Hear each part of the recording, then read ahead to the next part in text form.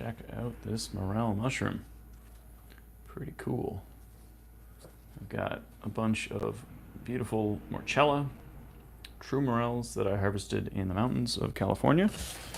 And I gotta clean them and cook them because I am leaving for Portugal tomorrow, which I'm very excited about. I don't know if there'll be any morels in Portugal, but there are morels here that need eating. So I'm going to show you guys how I clean and cook these. I had a much bigger pile a couple days ago. This one has some problematic mold on it, and as much as I really want to eat morels, I don't want to eat mold because that stuff's bad for you. So I'm going to cut off any of the mold I find and or just dispose of mushrooms that don't meet my quality standards. So there's a little bit of like cleaning and selection I'm going to do here, just to show you guys a couple other mushrooms I have around, right? These are the Morchella morels. I also have some maitake mushroom grown on a little block. Nice big chunk of that there. And the reason I have so many mushrooms is because the morels I foraged, but the maitake and these other mushrooms, like this beautiful chunk of lion's mane, a big old king trumpet mushroom, and some shiitake, these guys, I picked them up at the Santa Cruz Mountain Mushroom Fair last weekend down in Santa Cruz, which was really fun. Very cool event put on by Far West Fungi. And it was the first annual event that had happened, and it was, you know, a little growing pains because there was some rain and it was hard to like get everyone on stage and give all the talks and stuff like that. But it was a really fun weekend, and at the end of it, they had sort of blocks of mushrooms everywhere as like decoration, and everyone kind of started looking around and like, hey, what's going on with these blocks of mushrooms? And they were like, well, they can't take them back to the farm and sell them because they've been, you know, sitting out for a few days. So they were just like, yeah, if you're here, feel free to like grab some mushrooms. So I did, and I got a bunch, and I'm super stoked on them. These morels are still in pretty good shape, but again, I'm just kind of going through and cutting off some pieces that might be a little bit tough. These big long stems are sometimes kind of tough, so sometimes I'll trim those. And I'm just looking for any little white spots here that might tell me there's a bit of mold on there, and I don't want to eat mold. Mold not only does not taste good, but it often has production of mycotoxins, which pound for pound are some of the most like carcinogenic, toxic things on the planet. And these are not things that mushrooms make, these are things that molds make. There are some dangerous toxins present in mushrooms. In fact, even morels are toxic when raw, and that's a thing that's been in the news a lot recently. I'm not entirely sure what makes them toxic when they're raw, to be totally honest. There's hemolytic proteins, ones that are toxic to red blood cells, basically. They're hemolytic. They cause red blood cells to rupture. Hemo means blood. Lytic means, you know, rupture, basically. But morels are perfectly safe when you cook them and when you're not eating moldy ones. So, like I said, I'm here to sort of show you how I do this. And, you know, people have different ways of cleaning morels and different standards for how they want things. And these specifically are burn morels that have been foraged here on the West Coast. And they're going to be different from like the blonde morels in the Midwest. In a lot of places, morels come out pretty clean, and so you don't necessarily need to wash them. But these morels came out of a burn where there's been fire and there's a lot of like ash and grit and sand. And so I find if I don't rinse them very well, then they end up being gritty, and that kind of ruins the eating experience. So let me show you guys what I do with these. We're gonna move you over to the sink. Excuse my dirty kitchen for a moment here. Let's ignore what's in the sink, and we'll just rinse these a couple of times. So I'm just doing water rinse. Some people say you should soak them in salt water for, you know, potentially even days on end kind of thing. I think that's a waste of your time and resources. Usually just a quick rinse and agitation in water like this is plenty. I have certainly picked morels that are dirtier. These were relatively clean as things go. One thing you'll notice about morels is the water will get a little cloudy, and that's partially from the spores. When I go to cook these, you'll actually see them throw off a lot more spores because some ascomycetes like Halvella, Gyrometra respond to sort of wind. You can see, the water's getting all cloudy because the spores, especially I'm using warm water, and then that, heat and light are big triggers for morels to release spores. So yep, there we go. I'm actually watching. This big one was just, you can hear this? Hear that sizzling noise? That's the morels actually releasing their spores. That's wild. I've never actually seen that before.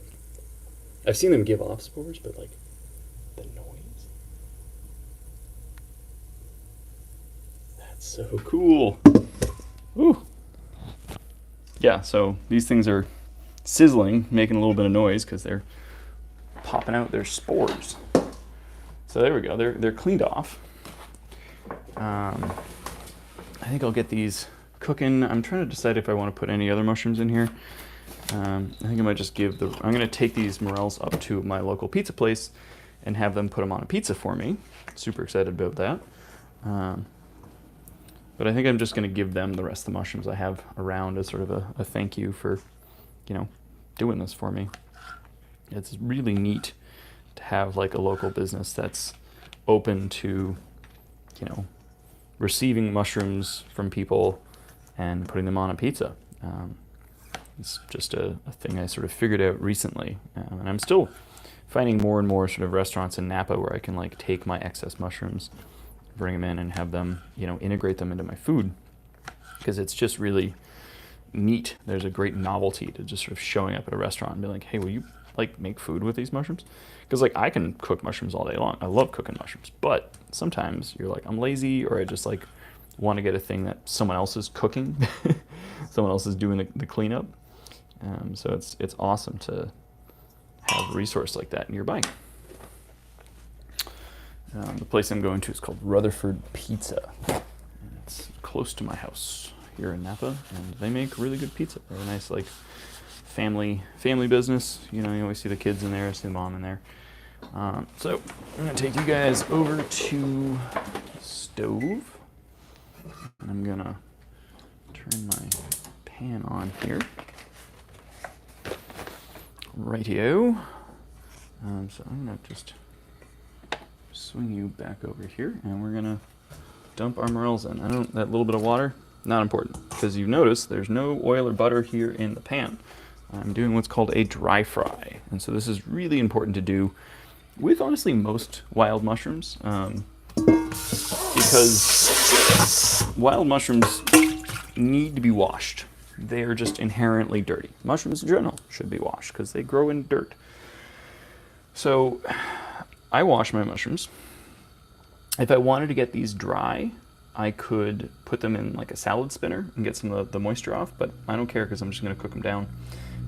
And you'll see here too, these mushrooms are going to continue to kind of throw off more spores as they're heated. It's kind of like their last hurrah.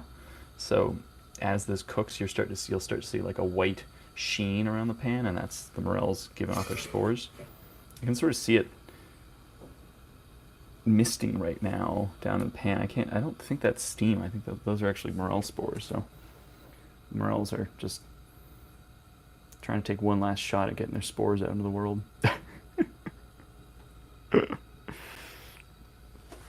So in the background here, I'm going to cut up a shallot and maybe just a little bit more mushroom to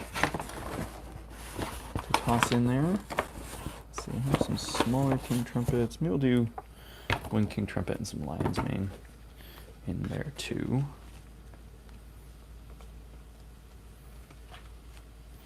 So with lion's mane, I usually just sort of rip it apart like this and kind of let the structure of the mushroom guide you. Get nice toothy bits. Morels, I often keep them whole, but I'm trying to spread these out a little bit, so I cut up some of the bigger ones.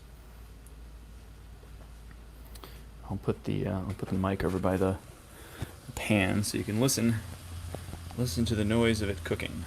But yes, please enjoy morels doing their thing.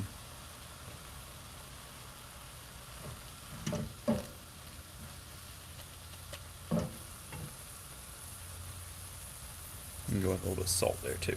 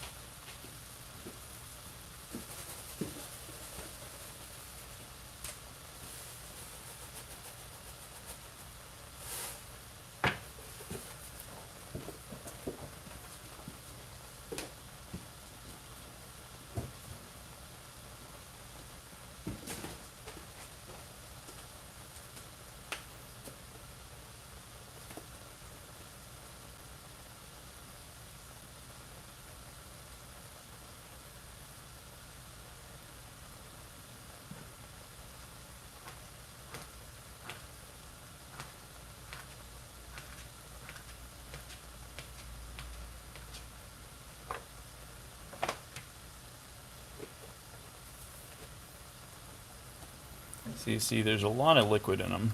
And even if I'd done them in a salad spinner, morels are still going to release liquid when they cook. So this dry fry method is definitely the best way to cook any wild mushroom. You put it in a pan with no oil or butter, no fat. You just cook all the water out. Once the water's gone and they start to just barely sticking to the pan, that's when I'll add like a little bit of neutral oil, like a vegetable oil or, something that won't burn. And then you can sort of slowly brown them for another like 5-10 minutes. And then at the very end, that's when you put a nice big fat knob of butter and maybe a little bit of garlic and some herbs in just to kind of finish them. But if you put the butter in too early, it's going to burn. And or if you put the butter in, before you cook all the water out, then your mushrooms are going to be really like slippery and insipid and not, meaty and tasty. And I think that's the biggest mistake people make when they cook mushrooms is they think they have to put them into like a giant pile of butter. Butter and mushrooms taste amazing together, but wait to add the butter until you're a little bit further along the cooking process.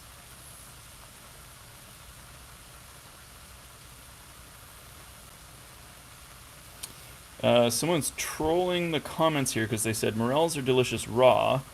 So either I'm pretty sure you're trolling because toxic morels are toxic when raw, and if you think raw morels are delicious, then you've definitely poisoned yourself at least a little bit, if not a lot of it. So don't eat raw morels. I don't know what else to say about it. It's pretty simple.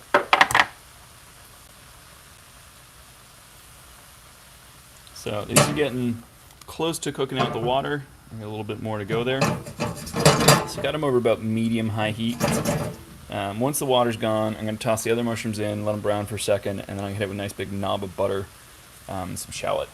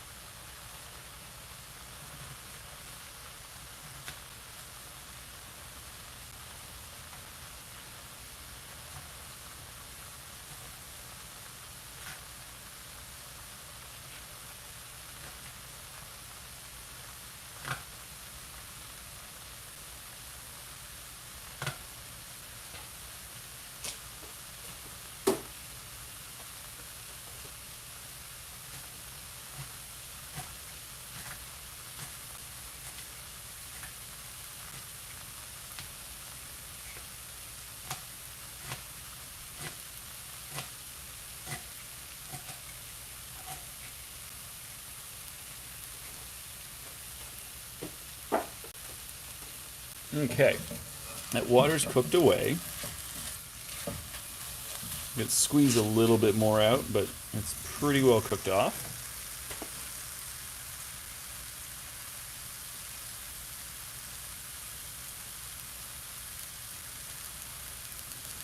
So I'm going to go in here with the king trumpet and the lion's mane. I just put a little bit of color on these before I add my fat in a similar kind of dry fry method. These don't have a whole lot of water to cook out the way that the morels did, but I do want to reduce them with some heat and try to get a little bit of browning on them before I add a bunch of butter. So how long you fry them is really dependent on how much moisture they have. You know, so these mushrooms don't have a whole lot of like excess liquid in them, so it's not necessarily going to take a long time to put a little bit of browning on these. Plus, there's sort of a lot of like brown stuff in the pan already from the morels. Browning in your food equates to more umami. It's product of Maillard reactions, caramelizations of like protein, and that equals deliciousness in your mouth. It's like a French chemist named Maillard who coined the phrase. Anyhow, so I'm just going to give these like a minute or two. But the morels, you know, depending on how much water's in them, probably take, 5-10 minutes to kind of fully cook down. And then you're going to add that butter. Morels can be deadly toxic when raw. I mean, a lady died last year in Montana from eating raw morels, although I have big questions about what really happened there, because the coroner's report said she had like lacerations on her esophagus, and morels have like hemolytic proteins in them, could kill red blood cells, but I've never heard of them like cutting up someone's throat on the way down necessarily. I also like just really dumb of that restaurant to be serving raw morels. Chefs have been cooking morels for literally thousands of years, and they're perfectly safe as long as they're cooked. And there's a lot of foods out there that are perfectly safe as long as they're cooked or processed properly. But it's part of the institutional knowledge that people know how to do that if they're going to serve people those foods. And it's absolutely wild to me that that restaurant is still allowed to like continue being in business, and the chef hasn't faced any like criminal prosecution or anything like that over, you know, a doctor at least can be sued for like malpractice, and I don't know, you know, what do you do if you're a chef and your food kills people like that? That's bad news bears. You know, if you're going to serve morels, just understand the basics of how to process, clean, and cook them. It's part of what I'm doing here with this live stream, helping you guys learn about the right way to treat your morels. So, you know, I guess that's doesn't seem that hard to me, but it is always surprising when people have these ideas about eating mushrooms. And in general, you really should just cook your mushrooms. That's the safest and most delicious way. You don't gain anything by eating a raw mushroom. Some people think there's like more nutrients. There's not, because cooking a mushroom actually makes the nutrients in the mushroom more accessible. So I'm just adding this butter here to start browning. I'm going to turn the heat down just a little bit too.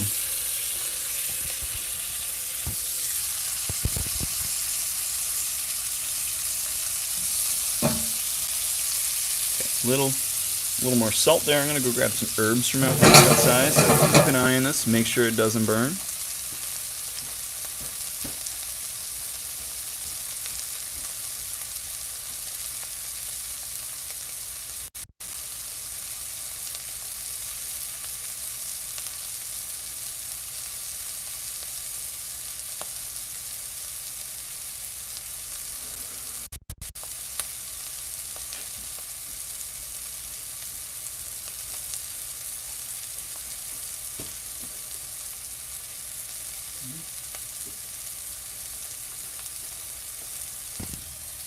So I just got a whole bunch of thyme, and I'm just going to throw that in, sort of whole stem.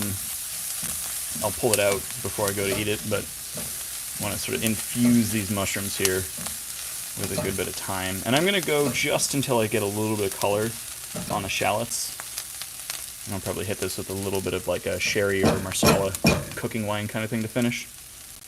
So I'm going to put these on pizza, but the same method, you could put these in an omelet, you can put them on in pasta, use them as a stuffing, You could just literally eat them as a side dish along with, any vegetable or meat, or just on their own. They're absolutely delicious.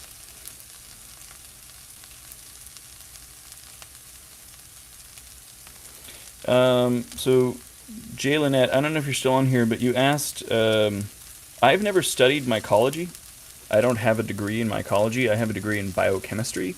And quite frankly, it's really difficult to actually get an official degree in mycology. It's usually easier to approach studying mushrooms and mycology through the lens of like plant pathogens or just something else, because there's not a lot of like quote unquote mycology programs in the country necessarily. I think Humboldt and Oregon might have like mycology degrees at this point, but there's not many other schools that do. And so what I recommend to most people is if you have a sort of a specific area of study you want to get into, say mycology, for me it was like winemaking, things like that, was don't get a specialized degree in that thing, just go get a general bio degree, like biochemistry or molecular biology, something like that. Learn all the things you need to learn about the biology, then understand your special topic, and you can start doing work and stuff related to your special topic by joining a mycology club or finding a professor who's doing research you're interested in.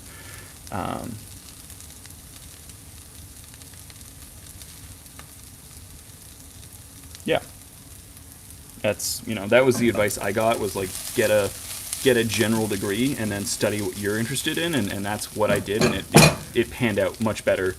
If I'd gotten a degree in like enology, which is what I was interested in at the time, was like winemaking, beer making, I would have really limited myself, because getting like a general bio degree like biochemistry was much more useful for my education than getting a really specialized degree for something that is harder to sort of find.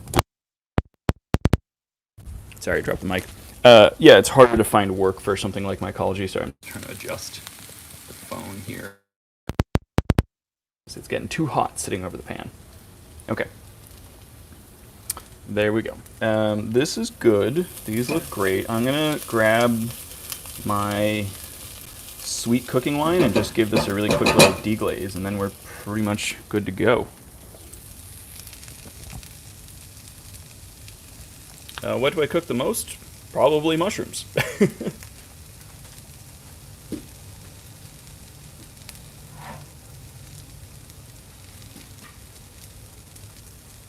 So I got a little Marsala here. It's like a sweet cooking wine. I'm just going to deglaze with that a little bit.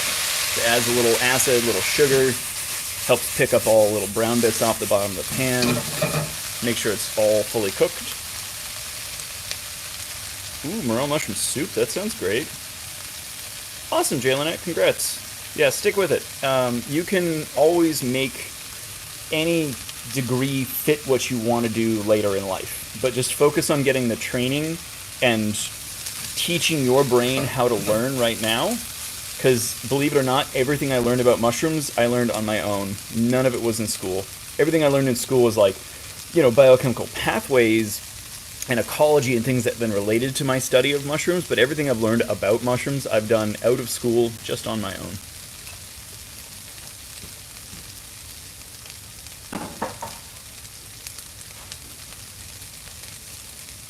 And that's partially because getting my PhD was a big learning experience unto itself, and I had to learn how to sort of do self-directed study. And that became really helpful as a skill that I developed when I turned my attention to mushrooms, and I was like, oh my god, I want to learn all about these things. But it was hard to find info, and so I had learned enough skills about how to research something and how to sort of filter through information that it became very helpful to learn all about mushrooms.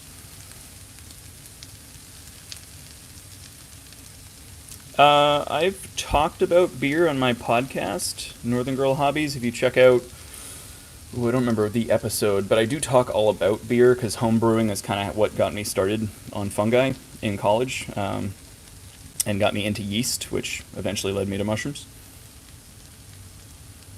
Depends on where you live. There's some great books out there to read, like Mycophilia by Eugenia Bone, Britt Bunyard's The Secret Lives of Fungi, Merlin Sheldrake's Entangled Life. I have a bunch of book recommendations on the FAQ page of my website, but also on my Amazon storefront if you want to see all my book recommendations.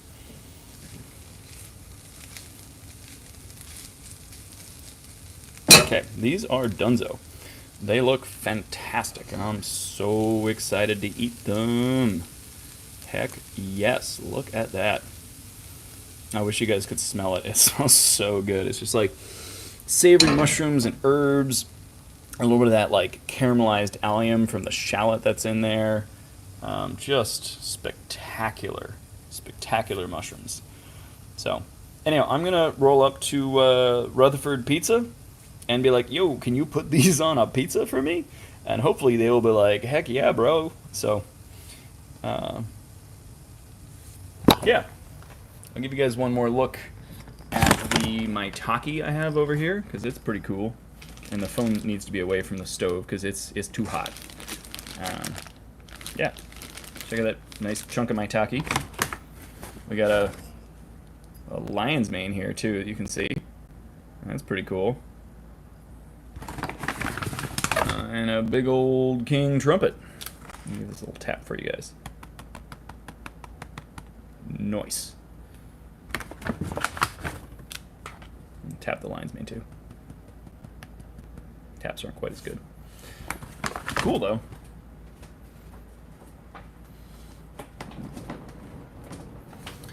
My favorite mushroom, I did a whole podcast episode about it because it's a surprisingly difficult question to answer. So I do recommend listening to my podcast episode about it, but Hydnellum peckii is a good, sort of good, quick answer I give. My friend Alan Rockefeller always says his favorite mushroom is the one that's in front of him that he is studying and looking at in that moment. So sort of he lets his curiosity guide him. But certainly there's things that are really rewarding to find, like harvesting maitake mushrooms in the wild is super gratifying because they can be like 10, 20, 30 pounds, huge, you know, as opposed to picking like chanterelles or hedgehogs where you have to pick like 100 to make it worthwhile kind of thing. But